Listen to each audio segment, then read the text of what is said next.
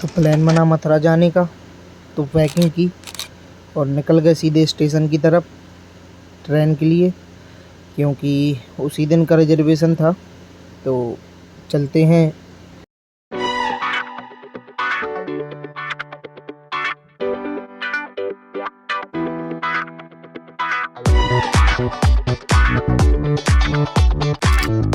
राम राम सभी भाइयों को, आपका स्वागत है मेरे ट्रैवल ब्लॉग में। तो प्लान कुछ अचानक बना, टाइम नहीं मिला इतना। पैकिंग की और सीधे चले आए अपनी ट्रेन में। तो अपने डिब्बे में चढ़े ही थे, वहाँ सन्नाटा पड़ा हुआ था, सब सो रहे थे। तो अपन को वहाँ पे कुछ खास मज़ा नहीं आया, तो अपन ने उठाया अपना बैग और चले आए सीधे जर्नल की तरफ। तो सुबह तक ट्रैवल अपन जर्नल से ही करेंगे। तो आप रहिए मेरे साथ, मिलता हूँ आप लोगों से सुबह। तो चलते हैं। ये एक तरह की ट्रैवल डायरी रहेगी अपनी। और आगे का सफ़र, ये भाई मिले अपन को, तो भाई से पूछा कहाँ जा रहे हैं। तो भाई पहले बोलने लगे भोपाल। तो मैंने वो बोला कि भोपाल से तो ट्रेन आ ही रही है। तो भाई बोलने लगे फिर कि भोपाल नहीं, दिल्ली जा रहा हूँ। भाई काफ़ी ज़्यादा मासूम थे और भाई ने हेलो बोला आप सभी को। तो मिलते हैं आगे की जर्नी में थोड़ी देर बाद। थोड़ी देर खड़े होके समझ में आया कि खड़े होके ये सफ़र पूरा नहीं कर पाऊँगा। तो थकी हुई नज़रों से मैं ढूंढने लगा सीट, पर यहाँ पे कोई सीट छोड़ने के लिए तैयार ही नहीं था। फिर मैंने थोड़ा और इंतज़ार किया। कुछ समय बाद इस भाई ने सीट ऑफ़र की, तो मैं अपने पैर फैला पाया, लेकिन सोने की जगह नहीं थी इस डिब्बे में कहीं भी। तो नींद तो फिर भी आ रही थी, आप देख ही सकते हैं। तो फिर मैंने उससे जान पहचान बढ़ाई और थोड़ा बहुत उसके बारे में पूछा। तो देखिए आप।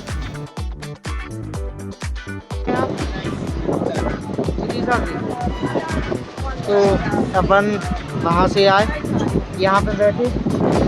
तो भैया ने अपन को की सीट ऑफर, बैठ गए अपन और भैया से हो गई अपनी मित्रता। भैया बहुत अच्छे आदमी, और भैया के साथ 2-3 जन और भी जा रहे हैं। तो भैया भी हमारे साथ जाएंगे मथुरा। तो अब आगे का सफ़र होगा भैया के साथ। तो मिलते हैं आप लोगों से, भैया के साथ घूमेंगे मथुरा।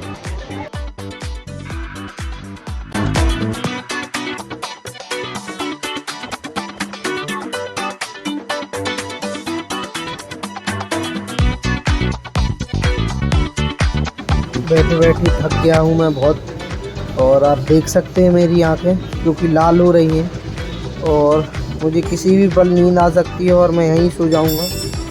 तो चलो क्या कर सकते हैं, सीट अभी अवेलेबल नहीं है, लेकिन कुछ व्यवस्था बनाते हैं सीट की। तो मुझे नींद आ ही रही थी, तो जिससे कुछ समय पहले मैं मिला था उस भाई ने मुझे सीट सोने के लिए भी ऑफ़र की। ऐसे लोग मिल जाते हैं सफ़र में। तो अभी बज चुके हैं 12:15 और अपन ने 1 घंटे की नींद ले ली है। और धन्यवाद भाई को जिन्होंने अपनी सीट मुझे दी सोने के लिए। तो भाई से मैं बोल भी रहा हूँ कि आपको सोना हो तो आप सो जाइए, लेकिन भाई को अभी नींद ही नहीं आ रही है। तो बहुत बहुत धन्यवाद। जब मैं इस डिब्बे में आया तो भीड़ नहीं थी और मुझे लगा ये और ट्रेनों के जर्नल के मुकाबले सही है, लेकिन मेरा ये भ्रम टूटने वाला है। देखिए, जैसे ही झांसी आया और मेरी नींद खुली, मैंने देखा बहुत भयंकर जन सैलाब एक ही डिब्बे में एक दूसरे के ऊपर पैर रखे चले जा रहा था और जगह बना रहा था। मुझे नींद आ रही थी बहुत तेज़ और मैं यहाँ सो नहीं पा रहा था। तो मैंने सोचा अपना बैग उठा के वापस अपनी सीट पे चला जाए, और मैंने अपना बैग उठाया और अपनी एसी कंपार्टमेंट की तरफ चल दिया और थोड़ी देर वहीं सोऊंगा। और मथुरा भी आने वाला है थोड़ी देर में।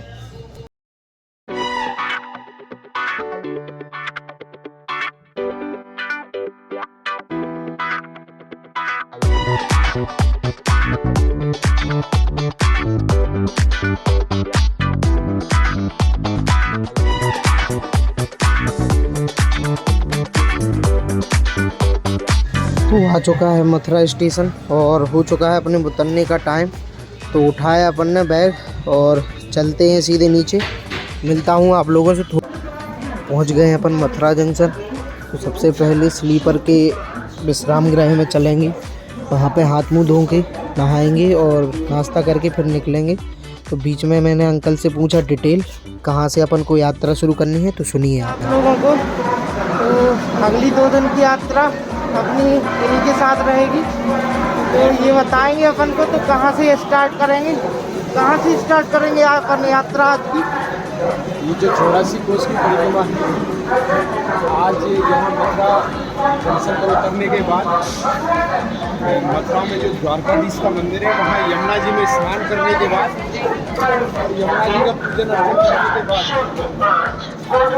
द्वारकाधीश मंदिर से ये परिक्रमा हमारी आज प्रारंभ होगी, जो अगले 10 से 12 दिन पैदल पूरे 84 की परिक्रमा हमारी रहेगी।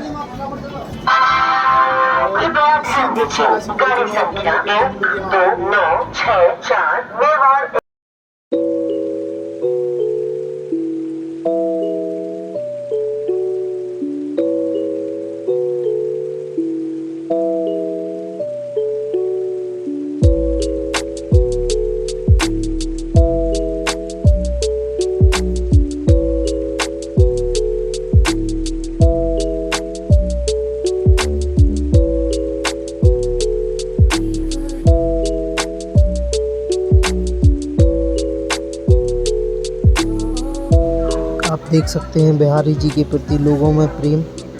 लोगों को जहाँ भी जगह मिल रही है वहाँ सो जा रहे हैं और इस प्रकार की भीड़ रोज़ आती है। लाखों की तादाद में आदमी रोज़ आते हैं और रोज़ का जहाँ भी जगह मिलती है वहाँ सो जाते हैं। तो इसको प्रेम ना कहा जाए तो क्या कहा जाए, लेकिन अभी नहीं है अपने पास टाइम, तो चलते हैं। पहले अपन नहाएंगे और उसके बाद अपन निकलते हैं अपनी यात्रा को शुरू करने। तो मिलता हूँ आप लोगों से थोड़ी देर में नहा के।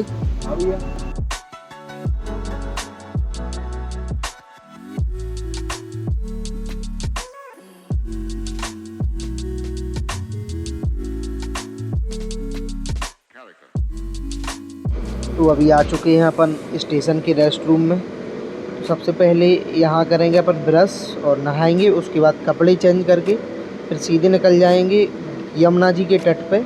वहाँ करेंगे पूजन और द्वारका जी के दर्शन करते हुए अपनी यात्रा को आगे बढ़ाएंगे।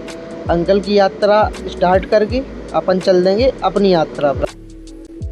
तो हो चुका हूँ मैं नहा के रेडी और तिलक लगा के चलते हैं यात्रा पे और दर्शन करेंगे द्वारका जी के, फिर निकलते हैं आगे।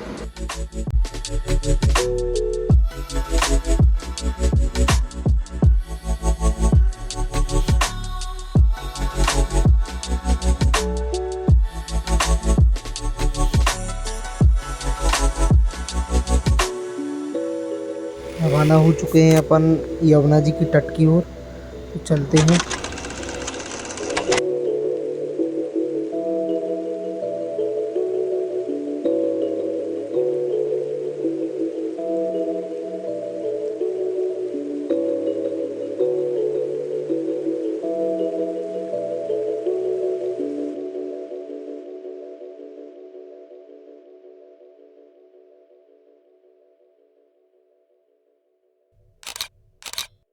तो पहुंच गए हैं अपन यमुना जी के तट के पास, लेकिन टैक्सी वाले ने थोड़ी दूर छोड़ा है, तो अपन को चलना पड़ेगा थोड़ी दूर तक पैदल।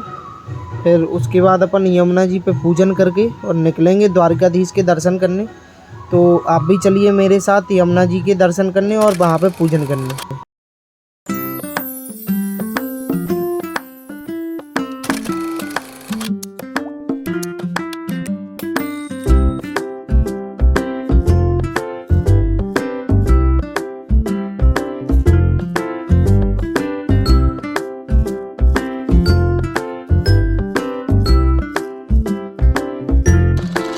यमुना जी पे कर चुके हैं अपन पूजन और उनके दर्शन भी कर लिए हैं आशीर्वाद लेके। अब चलते हैं द्वारकाधीश, जहाँ पे टेकेंगे माथा और उनका आशीर्वाद लेके करेंगे यात्रा शुरू। तो बने रहिए मेरे साथ ऐसे ही दर्शन करने के लिए। लेकिन दर्शन करने के पहले थोड़ी चाय पी लेते हैं, क्योंकि चाय ज़रूरी है और अपनी नींद भी अभी अच्छी तरीके से नहीं खुली है। तो पी लेते हैं पहले चाय, फिर चलेंगे दर्शन करने।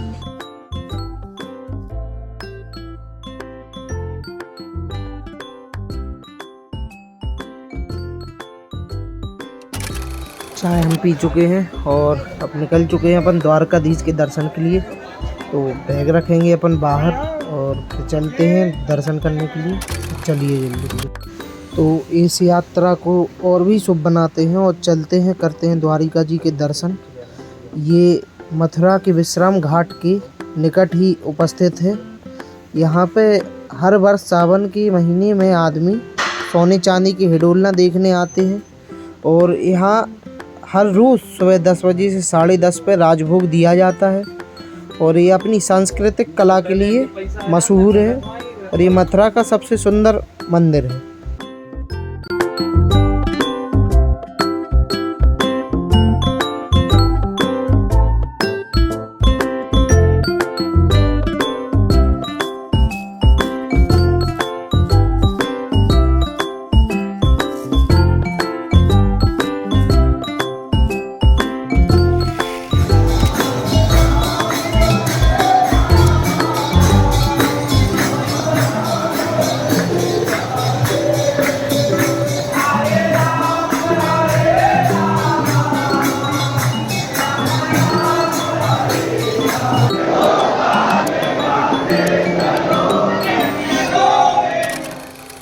तो बड़े ही प्रेम से अपन ने किए द्वारका जी के दर्शन और इस वाले ब्लॉग को अपन यहीं अंत करते हैं और ऐसा ही प्यार दिखाते रहिए और अगले पार्ट की लाइक करिए, शेयर करिए, सब्सक्राइब करिए क्योंकि इससे अपना हौसला बढ़ता है। और नेक्स्ट पार्ट रहेगा अपना बरसाने वाला।